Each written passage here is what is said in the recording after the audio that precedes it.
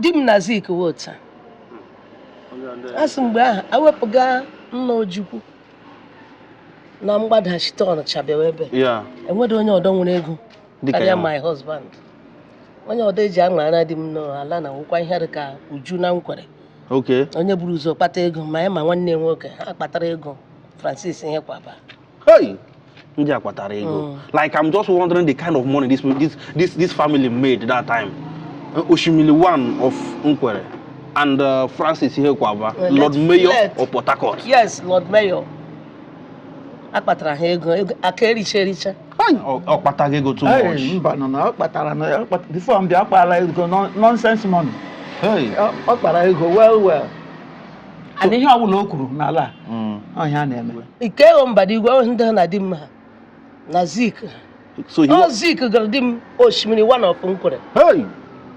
Din the NCNC achụ ego ihe di m kọrọla m ọsọ achụ ego ya ebupụta katọn ego achụ moto ihe ọbụla achị a na-egbu ewu a na-ata na-egbu nama dik lekọta ya sheke na akọte si olimiri ka ịbụ olimiri nwa Ifekwaba ka ịbụ di m shiwezie echichi zazie dị Oshimili one of Nkwere. Negodi the monument to do that Doberna village. In generations to come, this building will still stand the test of time. Yes. Otam ulo adi ka mbia di. Ota ka odi tokwa. Nna aka nka. Ota di ulo na adi ka di m na Port Harcourt ma nwanne nwoke. Ulo na anu ihe awu. Ulo otedi m shara ulo ke yawu. Ọ na-anabata nwanne ma nwanne onye ewula buru akpa ya bịa. Ya tofie n'ulo John Ihekwaba. Arụbụ ebe ọ ga-aga ileta ndị mmadụ ya aga. So o weta anyị na-anabata ọbịa onye ọbụla bịara na anyị nwekwara ike ya nọgodo n'ụlọ anyị rikwe naanị bifo ya na-aga ebe ọ na-aga ote ihe mere di m jichere n'ụlọ ọ na-anabata ndị onye lụrụ ọtụtụ nwaanyị chọọ ọtụtụ ụmụ di m gwara m dat na cement come and see Kaifo because na ụlọ is a monument. Enwe ndị na-eme na ha na-asị na ụlọ awụ ndị eji osisi no see legodo ihe ejiri legodo ihe nọ ngo awụ ayọ Okay. Ejire oshi wee rụrụ a. N'ụwa ke lene tesiling ere. Ujide oshi wee re. Hey. So this is iron. Okay, paint mama but of iron we ha. Iron eji dim so na the cement eji ruler na bịa in drums. Na drone owodu akpa. Na drone ka oshi bịa. Na a na-eshi overseas. Ọ na-anọ na drone owodu na bag of cement. Yes. Eji ruler.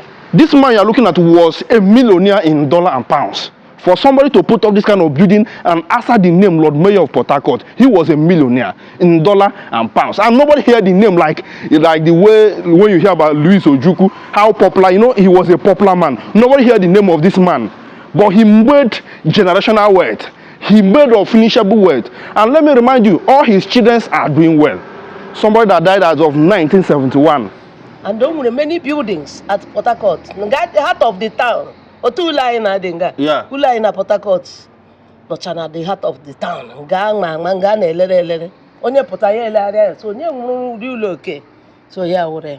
Hey, because this building in Ahokita now is a signature. Yes. When you enter Nkwere, that is the point of attraction. Yes, onye ụlọ na-agbafe na moto na road a. Ihe ga na-ahụ ekwu ya ga n'ote nga ọ na-ele this building. But today, di m nwere ebe a na-akpụ ubi mma, ọ nwere ebe oyi distin, ebe a na-asụ nkwụ, ebupụ mmanụ akị ala bekee. Pamkana bi o pamoye ka ọzọ. Oye me. Gakwado ugbo mmiri di m nwekwere ebe o nwere ebe a na-produce oil and ihe ndị a na-ebupụcha ala bekee. Okay. So ahịa produce ahụ ihe nyere my husband money. Ferdinand Anayara, the name was all over. Everybody. When you hear it. Who bo maaji ebe di m ha no. Eke wu ụmụaka. Okwa? Igechi Ferdinand atara. Ferdinand wo the opera di m. Okwa? First son of my husband second son. That brody. Only like no ndị na opera di m ga-ata aka. Wudu ha na my husband. That was Anayara na onwe na di m agada nwa aka ma afọkwa. Before you go talk, you ga bring na boy Igbo. Even Imo State. Igbo land. In Nigeria, Igbo land, ị ga-aga ibe ndị Nkwere ga ibe. Ya. Akwụkwa ime ọnụ. Nkwere kpatala ego. Yes, Nkwere kpatala. Chukwu gọziri ha. And do you know the thing, eh? One thing about them, they doesn't make noise. Somebody like Lord Mayor of Port Harcourt. I can tell you that nobody knows about him outside here, but Okpata says Amaya Francis let Mr. Francis Yekwaba. Amaya man of Wanile. Yes. Yekwaba dynasty. Aye. Yekwaba family. One of the greatest family in Imo State. Nanigbo. Exactly. Hey. He doesn't but have a meeting in Yekwaba, eh? Hey. Crowd on idea back. After a meeting, I'll be a meeting. I want to meeting her. Haburibo. Hajego. Ego on Kentucky. I didn't be Obodo. Hello guys, this is Creative Law TV. We're live and direct in Onkwere, Imo State, and we're in the residence of Lord Mayor Lord Mayor of Port Harcourt. This is his residence, and this is his mansion. This mansion you are looking at like this was one of the best and one of the most massive mansions in the early 1940, 1930, 1950. This mansion has been here before the war, and that time people comes to look at this building because it was too massive, man. If you go inside this building, you will be shocked what somebody put up as early as in 1930 something. The building has been here, and this is one of the prominent family.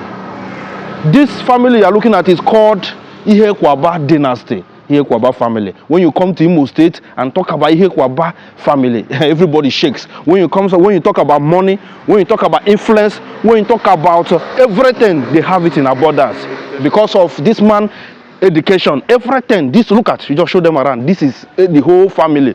Look at the white story building there. Look at this one. Look at this one. All of them are Ihekwaba family. Before we continue, share this video, subscribe to our YouTube channel, comment, just drop a comment for us, like and share, and make sure you support us no matter how late it is. Support us so that we can be from here and go to other villages. Please Biko, support us and share the video. We need to get to 100,000 subscribers this year. Biko, if you don't share it to friends, if you don't share it to group, it will not be possible, and we can't do it without you guys. Biko, subscribe to our YouTube channel.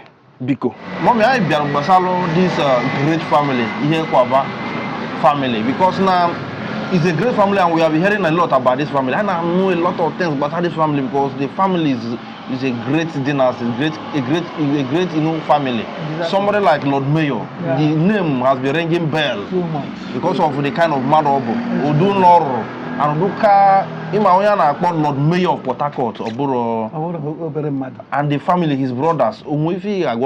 This family. This Lord Mayor house. But before I continue, so that okay. Onye na-ekwu na Ikechi ọ na ya go nwunye nze nwata. Lọlọ nze nwata. Amụ na-ekwu ya. I know am na Nkwere mgbe ebi m na Aba. So ọgọ m nwoke late Dr. Uzoma nwụrụ anwụ na London is a doctor. So ya mgbe ọ na-ahụ dị ya ọ kpọrọ m ọ bịara iji Aba ilete m ọsọ mba ọgọ enwe ya ga anọli na Aba dị so dirty. Ya so m lọtazie Nkwere. Okay. Not Nkwere, no man no Nkwere. Just a year no na all the people I am in London. I have to stay back. He's very good to me, and the wife one last daughter moved to London kwa. Okay. Chioma Uzoma. Okay. Hana balize about me. Na let them. Okay. And bana za alum ana chelom. The Lord Mayor na papa m we jibote enyi. Okay. And I'm na the other village.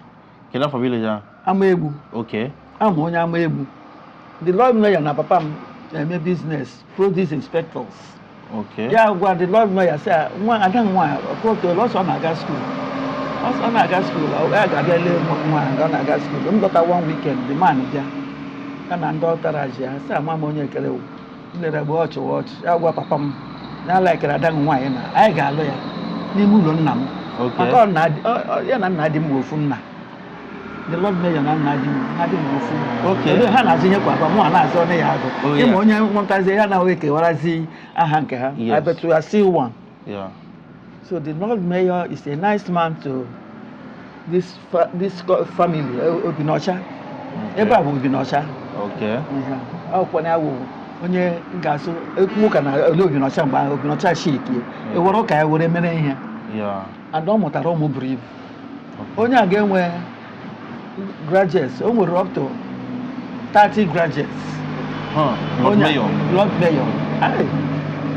All I each of them on one room.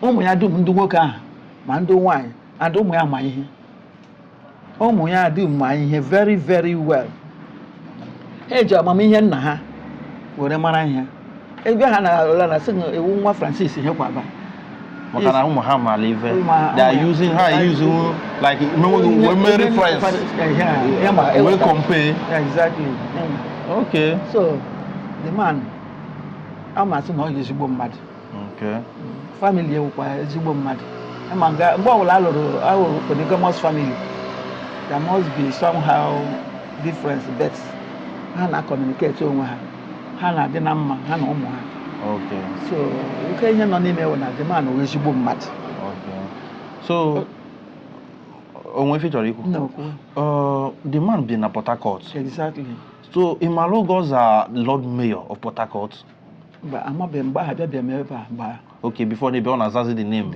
ọ na-aza before m ọza wala the Lord Mayor of Port Harcourt okay so that means before bịa na ọ kpataga ego too much mba nọ na ọ kpatara na before m bịa ọ kpara ego nonsense money ọ kpara ego well and ihe ọbụla o kwuru n'ala ọhịa a na-eme and ụmụ ya nwere nwa di nwa nke a kpọtara nke a kpọrọ unu ebe a nwa nke nwaanyị ahụ otu di ya very intelligent man ha o bụ sense nna ya ụmụnne obiatịsị ụmụ demand ma ihe o nwere doctors engineers ma ndị nwaanyị wụ engineers ma no ihe nọ n'ụlọ ha pụtara ha dịba arụsịchala ụlọ ịhụ n'ụlọ edotezi ha niile ha dị ndị nwoke niile dị ebe arụsịchala ụlọ zụrụ ala ebe a ga-arụcha ụlọ pụọ okay ha arụsịghị ụlọ n'ezi bịam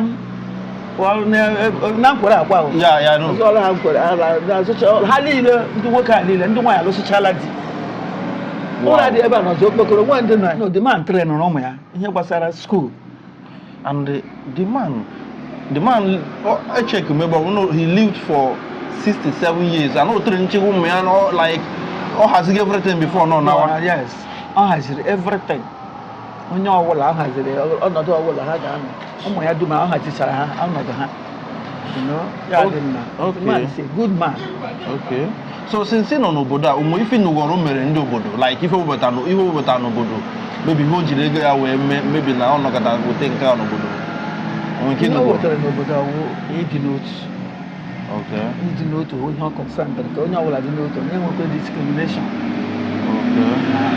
ịdị n'otu ka o wetara n'obodo a ihe emọtụ ihe kwa aba ọ mụọla ofu nna ji ha onye nke a nwụọla nke na-ekwu nke nwa ya nọ n'ụlọ nwa ya nọ London na nwa ya nwoke zụtara m ihe a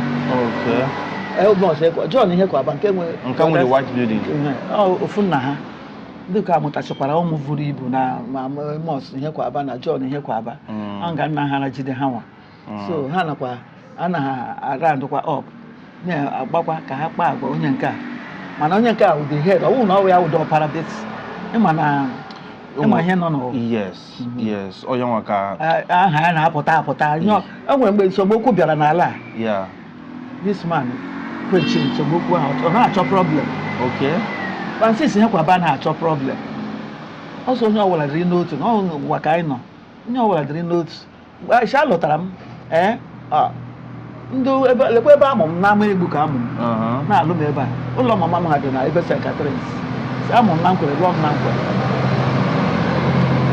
Aisha lụrụ m mkpamkpa akpara moto nwoke a ka eji buru m site n'ala ebe ụlọ nna m bulata m n'ebe a and ihe ọbụla ha na-eme n'ụlọ ahụ ana m adịrịrị ya ya gwakwa ụmụ ha na mụ na ha ga na-akọpreti very very well and mụ na ụmụ na akọpreti ma nwoke ha ma nwaanyị ma ndị lụrụ di ma ndị nke nwere ama everything no the man is a nice man wow ezigbo mmadụ wow that means Chukwu gọziri in every area gọziri ya in everything because ọ kpatala ego mụta ụmụ zụọ ụmụ ya na-emekwa ọfụma ụmụazị na-eme ọfụma na-aga no problem Chineke gọziri ya gọzie ezinụlọ ya maka na ụmụ nwaanyị ya anwụchichala ọ bụrụ ọzọ ihe taa na the man was ọkwa amụrụ ya na 1904 ọ bụrụ obere ife ịma na Chukwu gọzie ndị nkwere somebody like Lord Mayor since 1904 till Oburo Chuku goes in Nunkwere and the family as a whole. Yeah, no Junankwere, Lord Mayor, Mwema, Kedu, everything. Everything. So, I know what I must have gas school. I got gas school, I for even. That school, my one to threaten and don't matter. Don't you? I can't ask Oburi. Yeah. Mom, one name, one no more. The Hamilton, not Hagego. On the Yaka, a train now. Wow. Chuku goes here, goes to come one day walking. Goes yes. All the heck of everyone gas in Hekaba form. Yeah. Here Kwaba dynasty. Aye. Here Kwaba family. One of the greatest family in Imo State. Nanigo. Exactly. Hey. He doesn't but hand a meeting in Hekaba, eh? Hey. Crowd on idea. After a meeting, I'll be a meeting. I want to this meeting her. So can you not burn a coupé? How? Oh, I am not burn a coupé. How will do Yakwabas familiar? Oh, I am not born one. Crowd on her back. Couldn't be Haburibu. Hajego. A ground Kentucky. And this is the residence of Lord Mayor. Otago, the Mayor of Port Harcourt. Let's read a little history about this man here. So, look at the man we are talking about. He's a great man, he's a legend, he's an icon. So this is Francis Umelo Ihekwaba, ESQ, OFR, 1904. He was born in 1904 and died in 26 March 1971. Mayor of Port Harcourt, 1961 to 1966. A leader, and he was a patriotic citizen. Rest in peace. So he was a great man. Now we are in Nkwere today because of him, because of his achievement, because of this building, because of the family, because he made the name Ihekwaba family popular. So that is to show you that how our people made money, how Ndi Igbo made money before the war and even after the war, even before in 18th centuries. Our people have been rich. I don't know how they made that money, but our people were prominent. They were hardworking. And these people, let me tell you the truth, some of these people didn't engage in slave trade and they made their money. Even though during those days, sometimes slave trade was, legal. It was not illegal. But a lot of them made real money. And let me just tell you the truth. This man you're looking at was a millionaire in dollar and pounds. For somebody to put up this kind of building and answer the name Lord Mayor of Port Harcourt, he was a millionaire in dollar and pounds. And nobody heard the name like the way when you hear about Louis Ojukwu, how popular, he was a popular man. Nobody heard the name of this man. But he made generational wealth. He made unfinishable wealth. And let me remind you, all his children are doing well. Somebody that died as of 1971. All his children are doing well. They have all built houses. Most of them are living abroad and they are still coming home. They said that if you see when they are doing meeting, you will be shocked. We are in Nkwere. And when they talk about Nkwere, people made money early. It's true. This is the evidence. This is the Lord Mayor's mansion in Nkwere. So, let's check out this one. This is his brother, the same father, and this is his building. Look at, this is where his brother is buried. In loving memory of Nze Amos Ozurumba Ihekwaba Aku Eme Ugo Nkwere, died 17th October 1987. He was born in 1897 and died in 1987. Guys, just look at what we are talking about. He was born in 1897 and died in 1987. That is how, we are talking about how many years ago? This is our ancestors. People we are talking about, they are ancestors. And look at the money they made as of that time. That is the point of this video. These people have been rich before 18th century, coming to 19th century to this, Guys, our people, I can even tell you that the kind of money these people made, people that are making that kind of money this time around, they are just few. They are few. I'm telling you the reality. I wanted us to go inside this video so that we'll see how massive it is, but let's just go. So look at the building he built. And this car, I believe, I don't know whether 504 is in existence in 18 something. Yeah, it's not in existence. So, but when you look at this car, this car is 504. When you look at it like this, those that drive this car that time was rich men. If you are not rich, you cannot have access to this car. in 70s, 80s. This car was, for billionaires that time. So let's go. We're still in Nkwere. And this is Ihe Kwaba dynasty. So look at the Obi the other side. You can see Obi. So look at another Obi here for this house though. So let's go. Be careful. So everywhere here this is Nkwere in Imo State. Nkwere Jego, Nkwere Patalego. Just look at this building. When you are entering from Olu, if you are coming from Olu local government, inside this place you will see this building. This building is a monument. This building is a signature. Look at the material used in building this mansion. Ihe Kwaba dynasty, one of the most powerful and influential family in 18th, 19th, even Kita, even currently, they're still powerful. The children, the grandchildren, the great-grandchildren are still waxing stronger and, making big things, making big moves. Guys, look at the house. Just check out this building. Nah, man, these people built signature in this world. Good afternoon. Good afternoon.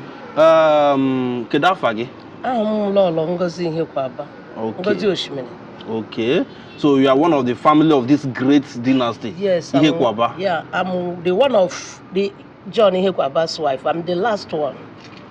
Okay. John Ihe Kwaba. It's the owner of this house. Okay. Oyewuna. Yeah, I'm the last wife. Really? Yeah. Okay. Oyewula Buzigi.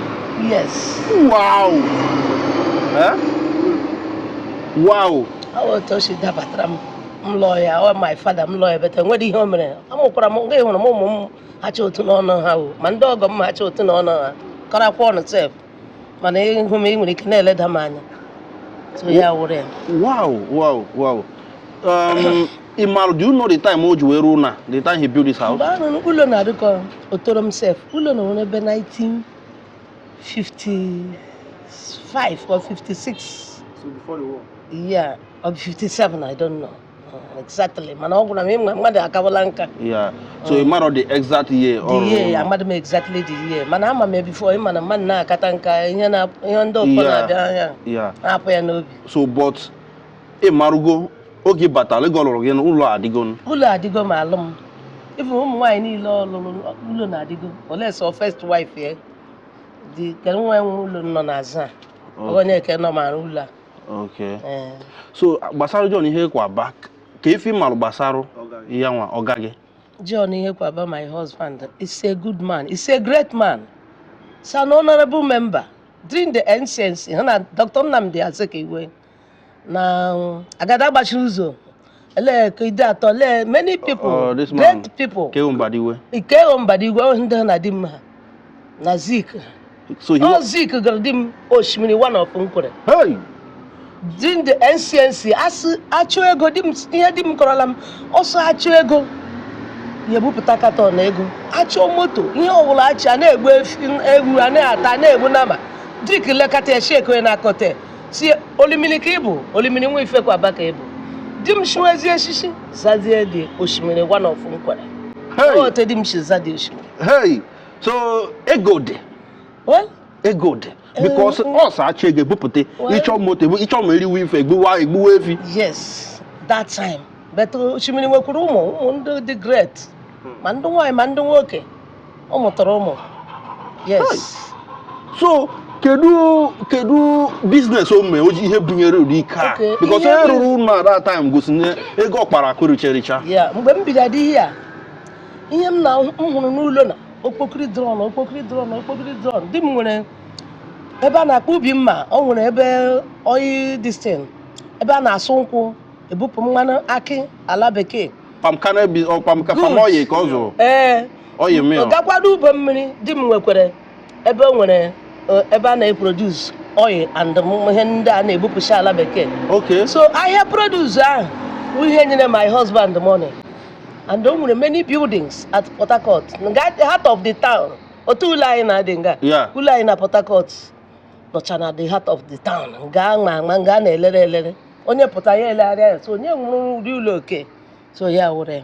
Hey, because this building in Africa now is a is a signature. Yes. When you enter Nkwere, that is the point of attraction. Yes, onye ọla na-agbafe na moto na road a ihe ga-ahụ ihe ga na-ahụ ekwu ya ga n'ote nga ọ na-ele this building both today. And the building is massive, all the too much. Thank you. Kevo bino una. Because ọ na-anyị nwa ndị ụlọ abara n'ụlọ taa bi n'ime na ọwụ ha ka ọrụ nne. Because ụlọ the new kita get beat n'ụlọ adị ofu mgbu otu ha ezi wee beat ya maybe the modern facilities. Yes, ụta dị ụlọ na-adị ka di m nụrụ na Port Harcourt ma nwanne ya nwoke a ụlọ na-anụ ihe awụ ụlọ otu di m si arụ ụlọ oke ya wụ ọ na-anabata nwanne ma nwanne onye ọbụla buru akpa ya bịa ya tọfee n'ụlọ John ihe kwa ba arụbụ ebe ọ ga-aga ileta ndị mmadụ ya aga so o weta anyị na-anabata ọbịa onye ọbụla bịara na anyị nwekwara ike ya nọgodo n'ụlọ anyị rikwe naanị bifo ya na-aga ebe ọ na-aga ote ihe mere di m jichere n'ụlọ ọ na-anabata ndị onye lụrụ ọtụtụ nwaanyị chụọ ọtụtụ ụmụ. Okay. Yes. Ụmụ nwaanyị ole ka ọ nọ? Ọ lụkwara nwaanyị buru ibu. Ana mana otu ego dị na onye kwara aka sị oke ego dị na onwe ife oge. Ihudu ala ndepade nwoke ihu otu o si lụ ka ụmụ nwaanyị. Ụmụ agbọghọbịa nwa ụmụazị ntakịrị maka ego. Yes. Ha gbara na gaba. Ma ọwụdụkwana sọwa ego ka ụmụnne m mma m ha na mpa m sị m gawa. Okay. Adịmanụ onye ga-eleta ha anya n'oche ego. Mana ọ eziokwu na okwu letere gị anya. Well, I thank God. Ogodogodo eleta m ụmụ m eleta egwule m Chineke nọ. Jesus na-eleta m. Yes. Ọ gaghị egbu onwe. You mekwara enjoyment with Osimiri Nkwere. Osimiri one of Nkwere. Yes, I will enjoy. Yes, before ya nwụọ. Wow. I don't know ka ọ dị oge ọnwụ. All the 75 years. Wow. I'm happy that ndị Igbo nwere ndị dị otu at that time. Yes. That is why ndị Igbo ji wee nye nsogbu during that time because people that have money was there with integrity. Di m na Zik wota. Asị mgbe ahụ awepụga nna Ojukwu na mgbadachite Ọnịcha bịawa ebe. Enweghị onye ọdọ nwere ego karịa my husband. Onye ọdọ eji aṅara di m n'ala na nwekwa ihe dị ka Uju na Nkwere.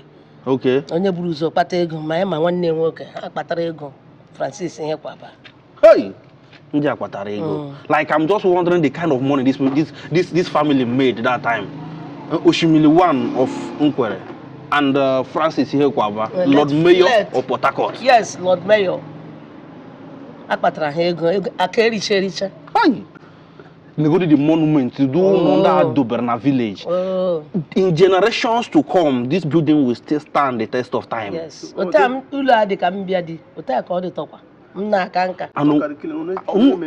And we maintain this building because it was very clean, very neat. Ọbụla ụmụ di m ha agba ya paint. Ha agụkwana ha agba ya paint. Yeah. Kemgbe a gbara n'ụlọ zinc garịgode again. Ota zinc ahụ o buru bịa. Yeah. Yes. Di m gwara m that na cement. Come and see. Because now Ula is a monument. And when the name and Hannah son Ula wound the no. See. Lego the hedge, Lego do. Here long go iron. Okay. She wear Roma. No, I can't learn it testing L. We did she wearing. Hey. So this is iron. Okay, paint mama but iron we have. Our iron edge. Dimson at the cement eji ruler na bịa in drums na drum or wood akpa na drum ka o si bịa na a na-eshi overseas ọ na-anọ na drum or wood na bag of cement. Yes. Eji ruler. Ai na ndị akpatara ezigbo ego. Ọ dịghị izi. Ha ndị akpatara ezigbo ego. Ndị ịhụ na-atago ugbu a. Mgbe aghara ihe ha dị. So but mama nwekwa ebe nchọrọ ịjụ gị o. So ka o mesịrị ka ọ nwụziri ka ezi otu biznes ya si wee gaa. Okay, business ya ụmụ ya run gakwa business ya. Ha continue the business. Yes. But ha na-emekwa ọfụma ka nna ha. Why? Ha na-eme ọfụma. Onwere na matching with the food like when they feeling with the shoe of their father. Yes, many of them. Ha na-agbalị. So family na that chọkwu n'okwu. Mara ma chọkwu n'okwu na family. Onye bịa na onye rụ ụka ya hụ n'anya. Onye bịa nga anyị gbakochie gate. Even though tinem na ama agbachi gate ba ka ama m tụ. agwụla m onye ka ọ dọrọ nwa onye ga-akali m ihe Yeah. onye bịa nga onye mgbe m batara na-abịa so ole ndị wụ ndị biri ahịa enye onyoko Peter ọ hụrụ onye ọ na onwe onye ọ ji bata nga nwee right ịbata n'ụlọ who are you Because ahụ ụtụtụ wepụta nso soja ka ịwụ nsị ma na atụ ụjọ n'ụlọ m nọ n'ime mmadụ okorobịa abịa nga echi ọ nọ na-echi enu ma agwa ha m otu na m nọkwa n'ụlọ hey ọwụ ya we are in the residence of Oshimili, one of Nkwere. yes so The Ihakwabia family. ihe kwa aba honorable nze jee o ihe kwa aba Hey, Oshimiri one of Nkwere ndị a bụ ndị Igbo kpatara excess money. Ndị a na Zik mekọrọ NCNC. yes When you hear the name Nze, let us say late Nze John Honorable. Ihekwaba, Yes. Okwa Honorable, Okay. Oshimili one of Ihekwaba. Nkwere. You will fear, you will tremble. When you hear about Francis Ihekwaba, yes you want to go? so we look okay Lord Mayor of Port Harcourt. Yeah, I'm the Patalego. When you hear about Ujunkwere, you will tremble. Amos Amos no way Patakwala ego. too much And that time, Okwa Amra na 18 imitko ya if you are yes ọ wọpụrụ nne di m ahụrụ m ya papa ukwu ka anyị na-akpọ ya ịla di m ofu nne Hey, ndam di boje kwolo. ụdị ihe ka ha kwamachara na Port Harcourt Ọ dịkwa m ka ọ dịka ihe kwa ba nwe half of Port Harcourt. yes ha gbalịrị oge nke ha Wow. Guys, I'm happy. This is, eye-opening. If you are watching us anywhere in the world and if you are in UK, anywhere you are in the world, just for you to know that Ndi Igbo kpatara excess money. yes so Before the war and after the war. And currently, Nkwere so na the number one. In a go 1 2 3 before you go it onye ọ na-aga mma n'ọlụ zone a even Imo State Igbo land. Nigeria Igbo land ị ga-aga ibe ndị Nkwere ga ibe Ya. akwụkwọ ime ọnụ Nkwere kpatara ego. yes Nkwere kpatara Chukwu gọziri ha. And do Gakwa you know the thing? One thing about them, they doesn't make noise. Someone like Lord Mayor of Port Harcourt, I can tell you that nobody knows about him outside here, but Okpata less ama ya ma maka ọnụ ọnụ ama ya Francis Ihekwa let Nze Francis Ihekwa ba ama ya ma n'ụwa niile enwe Uhanine. yes CFR. Hey, OFR. Hey, yeah. When you talk about Oshimili one of Nkwere, nda nine Patalego and like, but my own is that they didn't make much noise. Or because mgbe mgbe a na-eri nro ha na-akpọpụ nwanne ha enyere ụmụnne ha aka onye chụọ ego ha bụ ige were zụwa ahịa titere shop mee ihe mejie na-eleta ụmụnne ha mgbe man, that time, when they had that time, but I don't know why. Somebody like when you hear the name like Nka Ferdinand Anayara, the name was all over. Everybody. When you hear Ferdinand hụ bụ ụmụazị ebe di m ha nọ eke ụmụaka Okwa? ị ga-eji Ferdinand atara Ferdinand wụ dị ka ọpara di mma Okwa? first son of my husband second son That brody. ndị like ndị na ọpara di m ga-ata aka wụdụ ha na my husband anaghara na onwe na di m agada ama aka ma afọkwa Wow. And that was a different generation. yes Wow. akwụkwọ anyị ka egwuregwu So ndị enyesigo nsogbu pụọ before Anayara ha Joseph Nwankwu ha ndị apụtawa like ihe akọga ha Only shape with the face of Nigeria. I dey tell you Business landscape. that time ndị Igbo, that is why this is ọ bụrụ kemgbe ugbu a ndị politiks ugbu enye ha ego nye ụmụ ndị ha na ha so arụ ọrụ ha eloe ka di m na-asị n'oyibo so I doesn't give I doesn't take ọ na-ana bribe ọ na-enyekwana mmanụ bribe hey ọ bụrụ na ihe lara ngịgụla onye nwere ikpe ịbịa onye ebute ego si di m kpelala di m si eburu ego ihe mgbe onye ka ikpe lala onye di m na-eme mgbe ọrụ they were men of integrity that time. Ada emeta aka ha. onwe the time ashị tata onye ụkọ ya ụkwa na ọ were ego o ji ele ihe ọ ga-ekwu dị atọ ashị Hey, so guys, this is why they tell you that eruru ụlọ kpatara ego akwa erichereche and legit business wee kpata ego ụmụ ya continue ya ụmụ jiri ego akụnụba ihe kwaba families is one of the greatest family in Nigeria, in Igbo land, in the world. akwa irote m nọ ihe amụrụ n'ihe kwaba amacha m n'ọmụnwa ị ga-ama eji m nọ na enwe ndị nọ n'ụlọ m na-amacha Ha rinne. So this building, how many rooms? How many rooms is there at this ụlọ monument? buru ibu o buru ibu ebu mee n'isi gote ọnụ Oh, maybe 20. Okay. ọ nwere ike irichakwa ebe 15. Okay. This is massive. Yes. This is massive. Mommy, thank you very much. I'm happy I'm meeting Munye legend, Munye ancestor, because Jiggy was ancestor. Yes. Hi, these people are ancestors. One thing about Nkwere Pepe is that one thing I love about them, and one thing I have noticed is that they practice maintenance culture in Nkwere here. Yes, they are similar with Abreba people. One thing I love about Abreba is that it's not like they built and after they abandon, they built and they maintain. And this is what most of our people in other states are lacking. This is what most of our brothers in Enugu, Anambra, and I have not been to Ebonyi. I have not been, let me not say what I don't know. But in Anambra and Enugu, this is what they are lacking, maintenance culture. Look at this building. Look at this monument.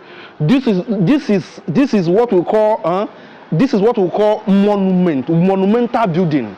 And look at how clean it is because it's being maintained. People are still living here. Year in, year out, they maintain it. They make sure that this building is intact. So that is one thing I'm giving them kudos about. And this is one thing we should learn from them, from Nkwere people. Because when you build a house and you don't maintain it, it doesn't make sense.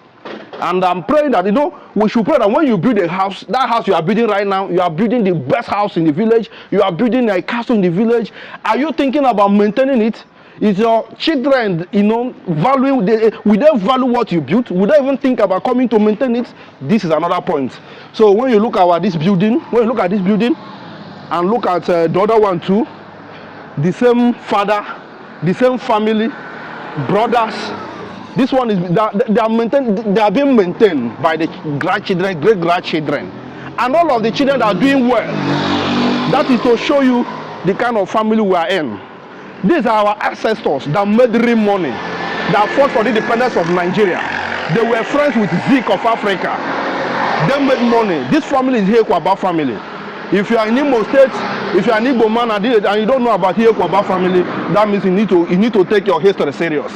So look at building somebody put up in a village before the war. I don't know the exact year, but this building is before the war. Lord Mayor of Port Harcourt, he built this mansion. And by the story we heard, they have this kind of building everywhere in Port Harcourt. They have this kind of building everywhere in township. They said that when you come to Port Harcourt, half of all the building in Port Harcourt belong to them, this family. They made real money, unfinishable money. So, and look at another one, they're all family members.